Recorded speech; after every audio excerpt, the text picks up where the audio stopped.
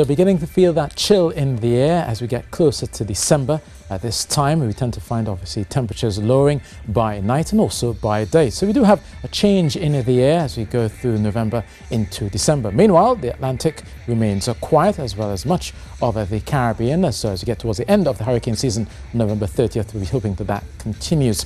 Right now, in terms of rainfall for November, it's just about 161 millimeters, which is still down from the 220 that we usually expect for the month of November. And you can just see here the spike in October. That was obviously the 1 in 50 year event that occurred just over 3 days. And as you go towards December, we should be seeing rainfall lowering once more. Now, as you go through from November into December, that marks a transition between our wet and a dry season, usually for the month of December. And then the dry season tends to start in earnest as you go from January and run usually till April.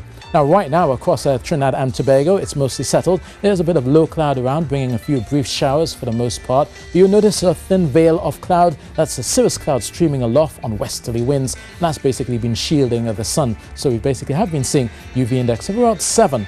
And that's basically high, but not as high as it could have been without that cirrus shield.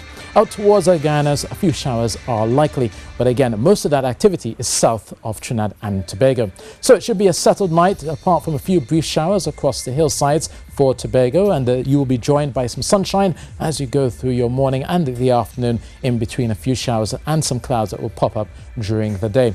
Now, for southern areas of Trinidad, still a bit of cloudiness lingers here. Some showers are expected. Towards the north, you'll notice a few morning showers in between the sunshine, but the general moisture levels would only generate cloudiness for the most part as you go through your day.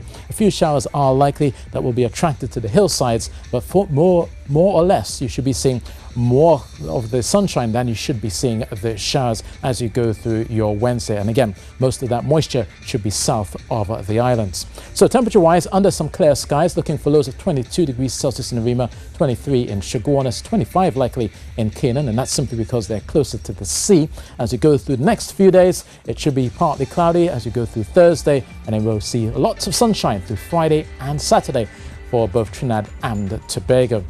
Now, offshore, those winds remain fresh at 15 knots. Could be seeing 20 knots the further east you head, and that will keep a moderate chop offshore of 2 meters and easterly swells of 9 seconds. And a bit of sea spray is expected as well. You've got your first high tide at 8:15 a.m., the next one at 8 p.m.